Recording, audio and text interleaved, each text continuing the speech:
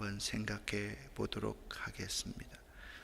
오늘도 강해에 가면서 하나님 말씀을 읽을 때 성령께서 감동하시고 감화하시기를 바랍니다.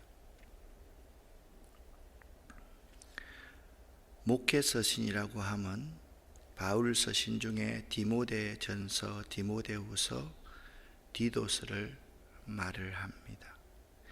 이 세 서신은요, 목회의 원리와 목회자가 지내야 할 자질에 대해서 교훈하고 있습니다.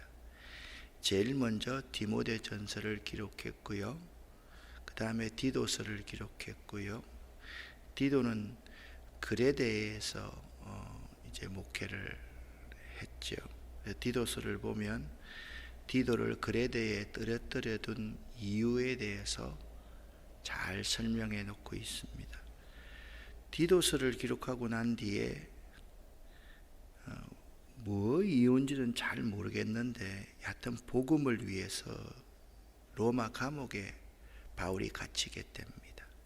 로마 감옥에서 마지막 유언과 같은 편지를 쓴 서신이 목회 서신 중에 디모데후서다. 그래서 1장과 2장에서 복음을 위해 고난을 받으라 라고 권고한 바울은 3장에서 배우고 확신할 것을 권하고 있습니다.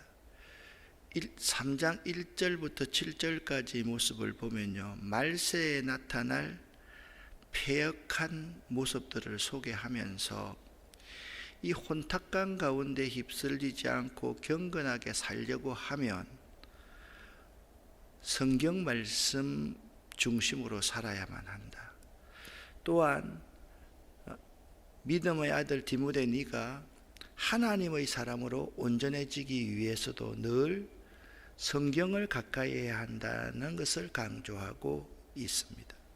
그러면 성경에 대해서 말하기 전에 3장 전반부를 한번 요약을 해 보겠습니다. 말세에 나타나는 제목은요, 19가지입니다. 그것을 외우려 그러면 쉽지 않기 때문에 세 부분으로 나누어 보면 스스로 짓는 죄가 있고요, 대인관계에 있어서 짓는 죄가 있고요, 대신관계, 하나님과의 관계에서 짓는 죄가 있습니다.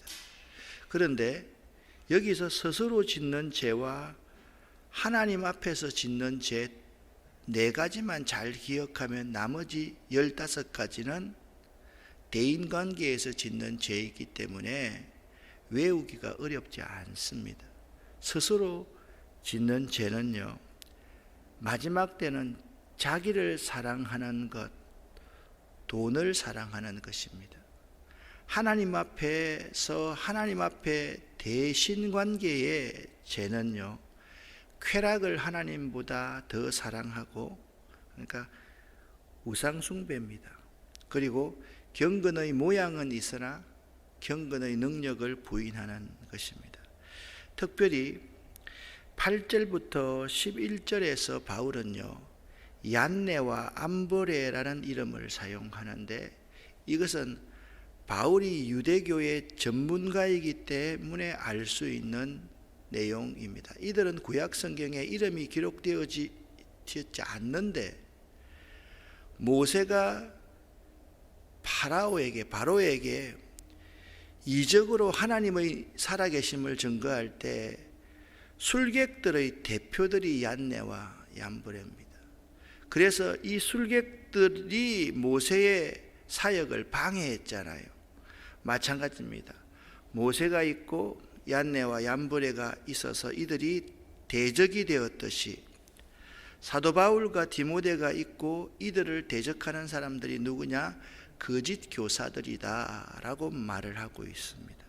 오늘날도 이 얀네와 얌브레처럼 거짓 교사들처럼 마귀에 의해서 마음이 완전히 사로잡힌 자들이 우리 주변에 우는 사자와 같이 삼킬 자를 찾기 위해서 지금 현재 교회에도 들어와 있고 교회들에게도 들어와 있고, 심지어는 이들이 10년, 20년 계획을 해서요, 신학교에까지도 침투해 들어가고 있는 상황입니다. 이들은요, 하나님의 시험에 불합격한 자들입니다. 우리는 이들을 매우 경계해야만 합니다. 이들을 이길 수 있는 방법은요, 이들은 워낙 교묘하기 때문에 우리들이 이들에 대해서 다 연구할 수가 없습니다. 우리는 전력이 다 드러나 있고요, 이들은 각 교회에 들어와도 옛날처럼 안 들어옵니다. 모든 세대가 다 들어오고요, 밖에서 헤드쿼터가 있어가지고 그들을 다 지도합니다. 그래서 적어도 6개월, 1년 이상 그 교회를 파악하고 나서 그 교회를 무너뜨리는데, 좀 규모가 있는 교회에서는요, 주로 구역이나 교구를 통해서 활동하고요, 조그만 교회는 통째로 삼키려고 하는 그러한 사람입니다.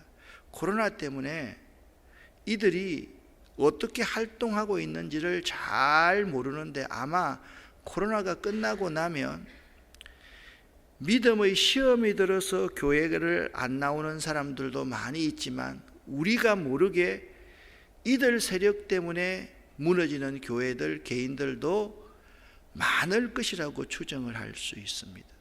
그래서 우리는 바울이 디모데에게 권면하고 에베소 교인들에게 권면하는 이 말씀을 새겨야만 합니다. 3장 12절 말씀입니다. 무릇 그리스도 예수 안에서 경건하게 살고자 하는 자는 반드시 박해를 받는다.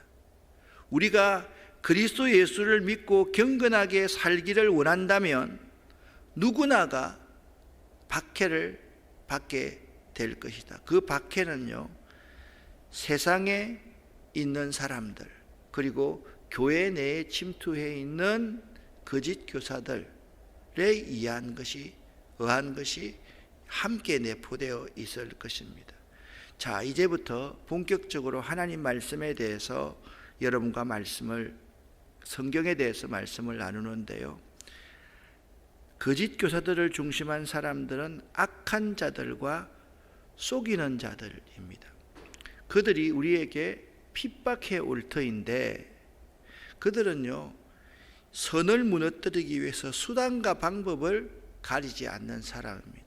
요즘도 교회에 들어와서 경건한 채 하면서 심심하면 그들은 세상 법정에 쉽게 고소를 해버리는 사람이고, 다른 사람을 정죄해버리는 사람입니다. 그들을 어떻게 우리가 이겨내야만 하는가? 13절부터 17절에 이렇게 말씀하고 있습니다. 함께 읽어보겠습니다. 악한 사람들과 속이는 자들은 더욱 악하여져서 속이기도 하고 속기도 하나니, 그러나 너는 배우고 확신한 일에 거하라. 너는 네가 누구에게서 배운 것을 알며 또 어려서부터 성경을 알았나니, 성경은 능히 너로 하여금 그리스도 예수 안에 있는 믿음으로 말미암아 구원에 이르는 지혜가 있게 하느니라.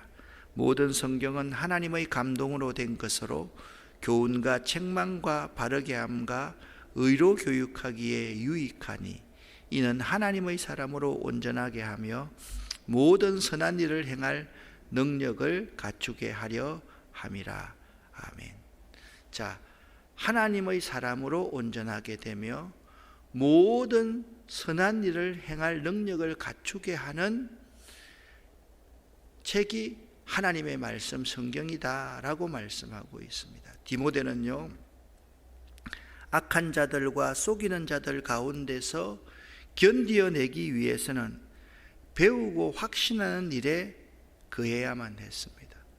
여러분, 우리는요, 배우고 확신하는 일에 거하지 않으면 안 됩니다.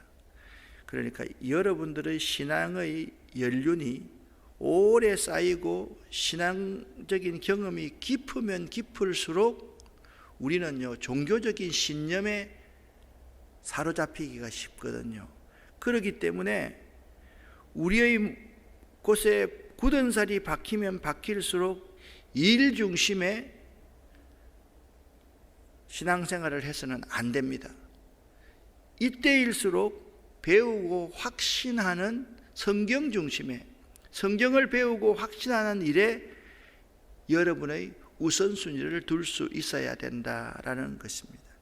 디모데는요, 어려서부터 가정교육을 통해서 성경을 배워왔었습니다. 또한 바울 사도로부터 많은 교훈을 듣고 진리의 말씀을 위탁받았습니다. 그런데 사도 바울의 교훈은요, 하나님의 말씀과 일치되는 것이었습니다. 그러므로 디모데가 유약하고 있잖아요. 몸도 사람이 너무 부드럽고 그런 사람이기 때문에 흔들리지 않는 믿음을 소유하기 위해서는 하나님 말씀 가운데 거해야만 했습니다. 여러분, 바울이 루스드라와 이고니온과 더베에서 당한 일을 디모데가 생생히 목도했지 않습니까? 거기서 어떤 일을 당했습니까? 바울이 돌에 맞아서 죽었더랬습니다. 바울을 질질 끌고 성 밖으로 버리려고 했을 때 디모데가 그 광경을 똑똑히 목격했습니다. 여러분, 할머니와 어머니에게서 성경 말씀을 배웠다고 하지만 핍박자들이 얼마나 예수 및 복음의 지도자들을 죽이려고 하는지 자기가 너무나도 잘 알고 있었기 때문에 디모데는 흔들릴 수밖에 없었습니다. 그리고 거짓 교사들은 집요하게 교회를 어지럽힙니다. 그래서 디모데가 할 수 있는 일은 딱 한 가지였습니다. 말씀 가운데 거하는 것이었습니다. 참으로 우리들이 하나님의 말씀에만 굳건히 거하게 된다면 그 말씀이 우리를 든든히 세워 주실 것입니다. 오늘날 교회들의 문제, 교인들의 문제가 뭐냐? 목회자의 교훈이 하나님의 말씀과 일치되는가의 문제입니다. 교인들이 목회자를 신뢰하지 못하는 시대에 왔습니다. 그것은 첫 번째, 목회자들의 잘못이 아주 많습니다. 목회자가 교인들의 모본이 되지 못하는 거죠. 목회자만 되면 어깨에 힘이 들어가고 전도사, 부목사 할 때부터 교인들에 대해서 이상한 권위를 가지고 있는 겁니다. 그래서 교인들 한 사람 한 사람이 그가 전하는 말씀이 하나님의 말씀과 일치된다라는 느낌을 갖지 못합니다. 두 번째는 교인들이 병들어 있습니다. 교인들이 세상을 더 신뢰합니다. 세상 뉴스를 더 신뢰합니다. 세상의 지식을 더 신뢰합니다. 오늘날 우리의 문제는요, 교훈을 하나님의 말씀과 일치되는 것으로 여기지 않는다라는 것입니다. 이 말은요, 목회자가 전하는 말씀이 하나님의 말씀과 일치하는가와 교인들이 듣고 긍정하며 자기 목사님이 전하는 말씀을 하나님의 말씀과 일치한다고 인정하며 확신하느냐의 문제인 것입니다. 오늘 디모데후서 3장 16절 말씀은 모든 성경은 하나님의 감동으로 된 것으로 교훈과 책망과 바르게 함과 의로 교육하기에 유익한 책이다 라고 말씀하고 있습니다. 여러분은 어떻습니까? 목회자가 전하는 말씀을 하나님의 말씀으로 가감없이 받아들입니까? 아니면 여러분이 필터링하면서 맞는 것만 받아들이고 틀렸다고 생각하고 마음에 안 드는 것은 받아들이지 않습니까? 여러분의 교회는 하나님 말씀을 배우고 확신하는 교회입니까? 그렇지 않으면 하나님의 말씀보다 일 중심의 교회입니까? 오늘 성경은요, 성경의 기원이 무엇인지를 잘 말씀해 주고 있습니다. 3장 16절 말씀에 이렇게 말씀하고 있습니다. 모든 성경은 하나님의 감동으로 된 것이다. 사실 개신교가 로만 캐슬릭 처치와 아주 다른 것은요, 성경의 권위를 절대적으로 여긴다라는 것입니다. 그러면 로만 캐슬릭 처치는 성경의 권위를 절대적으로 여기지 않습니까? 절대적으로 여긴다고 하지만 성경의 권위와 교회의 전통, 교황의 권위를 함께 그들은 조화롭게 한다라고 생각하고 있기 때문에 우리보다 그들은 강론할 때 위에서 전하는 그러한 말씀을 그대로 읽을 때가 많지만 개신교는 날마다 하나님의 말씀을 파고 연구하고 그래서 묵상해서 하나님 말씀을 증거하는 것입니다. 모든 성경은요 하나님의 감동으로 되었다라고 말씀하고 있습니다. 이는 하나님께서 이렇게 숨을 불어넣으신 이란 뜻이 있습니다. 그러니까 성경을 기록한 한 사람 한 사람의 저자들에게 하나님의 숨결을 불어 넣어서 철저하게 하나님의 정신으로 기록한 것이 하나님의 말씀이라는 것입니다. 그러므로 성경은 결코 인간의 저작물이 아닙니다. 하나님의 감동하심으로 된 정확무오한 말씀입니다. 그렇다고 하면 15절부터 17절을 읽어보면 우리에게 성경을 주신 목적이 무엇입니까? 15절부터 17절까지를 반복적이지만 한 번 더 읽어보겠습니다. 또 어려서부터 성경을 알았나니 성경은 능히 너로 하여금 그리스도 예수 안에 있는 믿음으로 말미암아 구원에 이르는 지혜가 있게 하느니라. 모든 성경은 하나님의 감동으로 된 것으로 교훈과 책망과 바르게 함과 의로 교육하기에 유익하니 이는 하나님의 사람으로 온전하게 하며 모든 선한 일을 행할 능력을 갖추게 하려 함이라. 아멘. 15절 말씀을 보십시오. 성경을 주신 목적이 있습니다. 성경을 주신 목적은 구원에 이르는 지혜를 사람들에게 알려주시기 위함입니다. 그래서 이 하나님의 말씀인 성경을 특별 계시라고 그렇게 말하고 자연과 우리의 삶에서 주는 성경 말씀을 일반 계시라고 이렇게 부릅니다.